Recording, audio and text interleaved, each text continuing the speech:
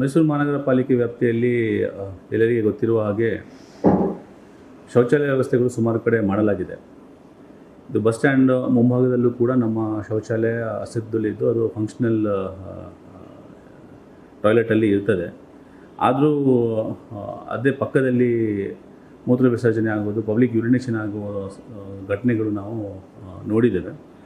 ಅದರ ಪ್ರಯುಕ್ತ ಅದನ್ನು ಸುಮಾರು ಕಡೆ ಇದು ಎಲ್ಲೋ ಸ್ಪಾಟ್ಸ್ ಅಂತ ಏನು ಹೇಳ್ತೀವಿ, ಅದಕ್ಕೆ ಪರಿವರ್ತನೆ ಮಾಡಬೇಕು, ಅದನ್ನು ಬದಲಾವಣೆ ಮಾಡಬೇಕು, ಈ ಪಬ್ಲಿಕ್ ಬಿಹೇವಿಯರ್ನ ಚೇಂಜ್ ಮಾಡಬೇಕು ಅನ್ನೋ ನಿಟ್ಟಿನಲ್ಲಿ ಅದನ್ನು ಪೇಂಟ್ ಮಾಡೋದು, ಗಿಡ ನೆಡೆಸೋದು ಅಥವಾ ಆ ಥರ ಒಂದು ಫೇಸ್ ಲಿಫ್ಟ್ ಮಾಡುವ ಪ್ರೋಗ್ರಾಮ್ ನಾವು ಹಿಂದಿನ ಮಾಡ್ಕೊಂಡು ಬಂದಿದ್ದೀವಿ.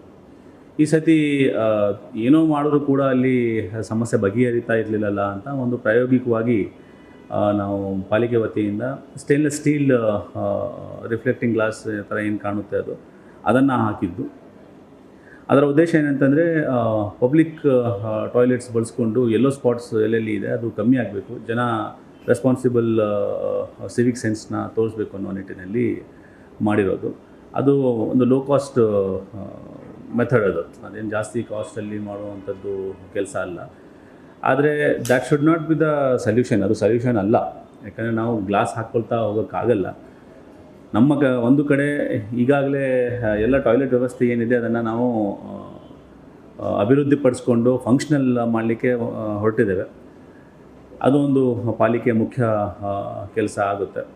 ಅದರ ಜೊತೆಗೆ ಎಲ್ಲೆಲ್ಲಿ ಈ ಥರ ತೀರಾ ಒಂಥರ ಪಬ್ಲಿಕ್ ಹ್ಯಾಬಿಟ್ ಆಗಿಬಿಟ್ಟಿದೆ ಅಂಥ ಜಾಗಗಳಲ್ಲಿ ಈ ಥರ ಮಾಡಿದರೆ ಉಪಯೋಗ ಆಗ್ಬೋದು ಅಂತ ಅನಿಸುತ್ತೆ. ಅದನ್ನು ಜನರ ಒಂದು ಫೀಡ್ಬ್ಯಾಕ್ನೊಂದಿಗೆ ಮತ್ತು ಎಕ್ಸ್ಪರ್ಟ್ಸ್ ಫೀಡ್ಬ್ಯಾಕ್ನೊಂದಿಗೆ ಮುಂದಿನ ದಿವಸಗಳಲ್ಲಿ ಅದನ್ನು ಎಕ್ಸ್ಟೆಂಡ್ ಮಾಡೋ ಬಗ್ಗೆ ತೀರ್ಮಾನ ಕಾನ್ಸೆಪ್ಟ್ ನಿಮ್ಗೆ ಹೇಗೆ ಅನಿಸುತ್ತೆ? ಅದು ಚರ್ಚೆ ಮಾಡುವಾಗ ಅಟ್ಲೀಸ್ಟ್ ಕನ್ನಡಿಗ ಹಾಕಿದರೆ ತಡೆ ಇಡ್ಬೋದೇನೋ ಅಂತ ನಾನು ಹೇಳಿದ ಮೇಲೆ ಸ್ಟೇನ್ಲೆಸ್ ಸ್ಟೀಲ್ ಗ್ಲಾಸ್ ಹಾಕ್ಬೋದು ಅಂತ ನಮ್ಮ ಇಂಜಿನಿಯರ್ ಹೇಳಿದ್ರು.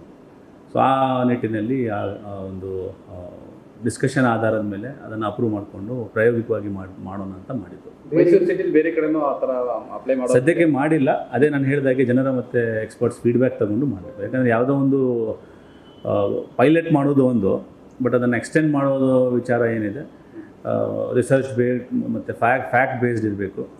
ಸೊ ಅಂಥ ಮುಂದಿನ ದಿವಸಗಳಲ್ಲಿ ತೀರ್ಮಾನ ಮಾಡಲಾಗುವುದು. ಸರ್, ಈ ಟಾಯ್ಲೆಟ್ಗಳಿಗೆ ವರ್ಕ್ ಆಗ್ತಾ ಇಲ್ಲ, ಸೊ ಅದ್ರ ಬಗ್ಗೆ ಏನಾದರೂ ಈ ಟಾಯ್ಲೆಟ್ ಸಂಪೂರ್ಣ ನೆನೆಗುದಿಗೆ ಈಗ ನಮ್ಮಲ್ಲಿ ಟಾಯ್ಲೆಟ್ಸ್ ಸಂಬಂಧಪಟ್ಟಿರೋದು ಮುಖ್ಯವಾಗಿ ಹೇಳಬೇಕಾದ್ರೆ ಡಿಸ್ಫಂಕ್ಷನಲ್ ಟಾಯ್ಲೆಟ್ಸ್ ಎಲ್ಲಿ ನಮಗೆ ಜಾಸ್ತಿ ಸಿಗುತ್ತೆ ಅಂತಂದರೆ ಎಲ್ಲಿ ಲಾಭ ಜನರಿಗೆ ಇರಲ್ಲ ಅಂಥ ಟಾಯ್ಲೆಟ್ಸು ಡಿಸ್ಫಂಕ್ಷನಲ್ ಆಗೋದು ಅಥವಾ ಮೇಂಟೈನ್ ಮಾಡಲಿಕ್ಕೆ ಯಾರೂ ಮುಂದೆ ಬರದೇ ಇರೋದು ಸನ್ನಿವೇಶಗಳು ಬರ್ತವೆ. ಆ ನಿಟ್ಟಿನಲ್ಲಿ ಲಾಸ್ಟ್ 6 ಮಂತ್ಸಿಂದ ರಿವ್ಯೂ ಮಾಡಿದಾಗ ನಾನು ಏನು ಮಾಡಿಕೊಂಡೆ ಅಂತಂದರೆ ತೀರಾ ಕಮ್ಮಿ ಬಿಡ್ ಹಾಕಿದ್ರು ಕೂಡ ನೋ ಕಾಸ್ಟ್ ಬೇಸಿಸಲ್ಲೂ ಕೂಡ ಟಾಯ್ಲೆಟ್ ನಿರ್ವಹಣೆ ಏನಾದರೂ ಆಗಿದ್ದರೆ ಅದನ್ನು ಮುಂದುವರಿಯೋಣ. ಪಾಲಿಕೆಗೆ ಏನಾದರೂ ದುಡ್ಡು ಬರಲೇಬೇಕು ಅದರಿಂದ ಅನ್ನೋಂಥದ್ದಲ್ಲ. ಇದು ಒಂದು ಮೂಲಭೂತ ಸೌಕರ್ಯ ಎಲ್ಲರಿಗೆ ಕಲ್ಪಿಸುವ ಒಂದು ವಿಚಾರ ಇರೋದ್ರಿಂದ ರೀಟೆಂಡರ್ ಆಗಿ ಮತ್ತು ತೀರಾ ಲೋ ಬಿಡ್ ಹಾಕಿದರೂ ಕೂಡ ಅಲ್ಲಿ ಯಾವುದೇ ರೀತಿಯಲ್ಲಿ ಬೇರೆಯವರು ಬರ್ತಾಯಿಲ್ಲ, 4 ಕಾಲ್ 6 ಕಾಲ್ ಆದರೂ ಕೂಡ ಯಾರೂ ಬರ್ತಾಯಿಲ್ಲ ಅಂತಂದರೆ ಅಂಥ ಜಾಗಗಳಲ್ಲಿ ಕಮ್ಮಿ ದುಡ್ಡು ಬಂದರೂ ಕೂಡ ಪರವಾಗಿಲ್ಲ, SR ಅಂದರೆ ನೋ ಕಾಸ್ಟ್ ಬೇಸಿಸಲ್ಲಿ ನಡೆಸೋಕ್ಕೆ ಇದ್ರೂ ಕೂಡ ಪರವಾಗಿಲ್ಲ ಅಂತ ಅನ್ನೋ ಸೂಚನೆಯನ್ನು ನೀಡಿದ್ದೇವೆ. ಆ ನಿಟ್ಟಿನಲ್ಲಿ ಈ ಥರ ಡಿಸ್ಫಂಕ್ಷನಲ್ ಟಾಯ್ಲೆಟ್ಸ್ನ ಸಕ್ರಿಯವಾಗಿ ಮಾಡಲಿಕ್ಕೆ ಹೊರಟಿದ್ದೇವೆ. ಇನ್ನೊಂದು ಕಡೆ ಎಲ್ಲೆಲ್ಲಿ ವಾಟರ್ ಸಪ್ಲೈ ಆಗಿರಲಿ ಅಥವಾ ಎಲೆಕ್ಟ್ರಿಸಿಟಿ ಸಪ್ಲೈ ಆಗಿರಲಿ ಕೆಟ್ಟಿತ್ತು, ಸುಮಾರು ಕಡೆ ನನ್ನ ಇದು ಇರುವ ಪ್ರಕಾರ 112 ಕಡೆ ನಾವು ಅದನ್ನು ಸಕ್ರಿಯವಾಗಿ ಮಾಡಿದ್ದೇವೆ. ಉಳಿದಿರೋದು ಕೂಡ ನಮಗೆ ಎಲ್ಲಿ ಸಿಗುತ್ತೆ ಅದು ಅಲ್ಲಲ್ಲಿ ನಾವು ಈ ಟಾಯ್ಲೆಟ್ಸ್ ಏನಿದೆ ಫಂಕ್ಷನಲ್ ಮಾಡಲಿಕ್ಕೆ ಕ್ರಮ. ಈಗ ನಮಗೆ ಕಾಸ್ಟ್ ಬೇಸಿಸ್ ಮೇಲೆ ಏನಾಗುತ್ತೆ, ಪಾಲಿಕೆಗೆ ಆರ್ಥಿಕ ಹೊರೆ ಎದರಲ್ಲಿ ಕಮ್ಮಿ ಆಗುತ್ತೆ ಆ ರೀತಿಯಲ್ಲಿ ನಾವು ಕ್ರಮ. ಅಂದರೆ ಬಿಡ್ಗೆ ನಿರ್ವಹಣೆಗೆ ಯಾರು ಬರ್ತಾ ಇಲ್ಲ ಸರ್? 5-6 ಸತಿ ಕರೆದ್ರೂ ಕೂಡ ಬರ್ತಾ ಇಲ್ಲ. ಸೊ ಆ ನಿಟ್ಟಿನಲ್ಲಿ ಸ್ವಲ್ಪ ಕೆಲವೊಂದಷ್ಟು ಕಡೆ 98% ಎಲ್ಲ ಕಡೆ ನಮಗೆ ಈಗ ಬಗೆಹರಿಸಿದೆ. ಕೆಲವು ಕಡೆ ಒಂದು ಏನು ಸಮಸ್ಯೆ ಇದೆ ಅದನ್ನು ಕೂಡ ಒಂದು ಏನೋ NGOsಗೆ ಅಥವಾ ನಮ್ಮಿಂದ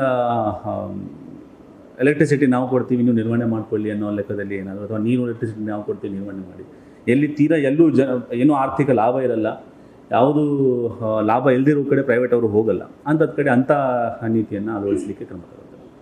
ಎಷ್ಟಿದೆ ಸರ್ ಮೈಸೂರಲ್ಲಿ ನಾನು ಅಂಕಿಅಂಶಗಳನ್ನು ನಮಗೆ ನೋಡಿಸ್ತೇನೆ. ಸರ್, ಈಗ ಮಳೆಗಾಲ ಆರಂಭ ಆಗ್ತಾ ಇದೆ, ಸಾಕಷ್ಟು ಈಗ ರಾಜಕಾಲುವೆಗಳು ಬಂದಿದ್ದಾವೆ, ಅವುಗಳನ್ನು ಸ್ವಚ್ಛಗೊಳಿಸುವ ಅದೆಲ್ಲ ಶ್ರೀರಾಮ್ಪುರ ದೊಡ್ಡ ಮೂರಿ ಬರ್ತದೆ ಸರ್, ಆ ಕಡೆ ಅದೆಲ್ಲ ಸ್ವಲ್ಪ ಸಾಕಷ್ಟು ಗಿಡಗಂಟೆಗಳೆಲ್ಲ ಬೆಳ್ಕೊಂಡಿದ್ದಾವೆ, ಅವುಗಳ ಬಗ್ಗೆ ಕ್ರಮ ಏನು? ಇದನ್ನು ಮುಂಜಾಗ್ರತಾ ಕ್ರಮವಾಗಿ ನಾವು ಈಗಾಗಲೇ ಟೆಂಡರ್ಸ್ನ 2 ತಿಂಗಳು ಹಿಂದಿಂದನೇ ಫ್ಲೋಟ್ ಮಾಡಿದ್ದು. ಈಗ ಎಲ್ಲ ಕಡೆ ಸಕ್ಸಸ್ಫುಲ್ ಆಗಿದೆ. ಕೆಲವೊಂದಷ್ಟು ಕಡೆ ಪಾರ್ಟಿಸಿಪೇಷನ್ ಇರಲಿಲ್ಲ, ಅದು ರೀಟೆಂಡರ್ ಆಗಿದೆ, ಓಪನ್ ಆಗಿದೆ ಈಗ. ಅದರ ಬೇಸಿಸಲ್ಲಿ ಇವತ್ತು ಮೇ ತಿಂಗಳಲ್ಲಿ ಒಂದು ದೊಡ್ಡ ಮಟ್ಟದಲ್ಲಿ ಎಲ್ಲ ಡ್ರೈನ್ಸ್ಗಳನ್ನು ಕ್ಲೀನ್ ಮಾಡಲಿಕ್ಕೆ ತಾಕೀದನ್ನು ನೀಡಿದ್ದೇವೆ. ಟೆಂಡರು ಕೂಡ ಆಲ್ಮೋಸ್ಟ್ ವರ್ಕ್ ಆರ್ಡರು ಕೊಟ್ಟಾಗಿದೆ ಎಲ್ಲ ಝೋನ್ಸಲ್ಲಿ. ಅದರ ಜೊತೆಗೆ ನಮ್ಮ ಮೆಷಿನರಿ ಏನಿತ್ತು ಲಾಸ್ಟ್ ಇಯರ್, ನಮ್ಮ ಚಿಕ್ಕ ಹಿಟಾಚಿ ಏನಿತ್ತು ಅದರಿಂದ ಯೂಸ್ಫುಲ್ ಆಗುತ್ತೆ ಅನ್ನೋ ಫೀಡ್ಬ್ಯಾಕಲ್ಲಿ ಈ ವರ್ಷ ಇನ್ನೂ 3 ಸಣ್ಣ ಹಿಟಾಚಿಗಳನ್ನು ನಾವು ಪರ್ಚೇಸ್ ಮಾಡಿ ಅದನ್ನು ನಮ್ಮ ಕೈಗೆ ಸಿಕ್ಕಿದೆ. ಪ್ರತಿ ಝೋನ್ಗೆ ಆಲ್ಟರ್ನೇಟ್ ಡೇಯಲ್ಲಿ ಈ ಸಣ್ಣ ಹಿಟಾಚಿ ಲಭ್ಯವಿರುತ್ತೆ. ಅದರ ಜೊತೆಗೆ ನಮ್ಮ ದೊಡ್ಡ ಹಿಟಾಚಿಗಳು ಕೂಡ ನಾವು ಪ್ರತಿ ಝೋನ್ಗೆ ಒಂದೊಂದು ನಮ್ಮ ಅಡಿಷ್ನಲ್ ಆಗಿ ಖಾಸಗಿಯಿಂದ ನಾವು ಪಡ್ಕೊಂಡು ರೆಂಟ್ ಬೇಸಿಸ್ ಮೇಲೆ ಕೊಟ್ಟಿದ್ದೇವೆ. ಸೊ ಆ ನಿಟ್ಟಿನಲ್ಲಿ ಈ 1 ತಿಂಗಳು ದೊಡ್ಡ ಮಟ್ಟದಲ್ಲಿ ಎಲ್ಲ ದೊಡ್ಡ ಡ್ರೈನ್ಸು ಏನು ಚೋಕಪ್ ಆಗಿದ್ದಾವೆ ಅದಕ್ಕೆ ಕ್ಲೀನ್ ಮಾಡಲಿಕ್ಕೆ ಮತ್ತು ಡಿಸಿಲ್ಟ್ ಮಾಡಲಿಕ್ಕೆ ಕ್ರಮ ತಗೊಳ್ಳಲಾಗುತ್ತೆ.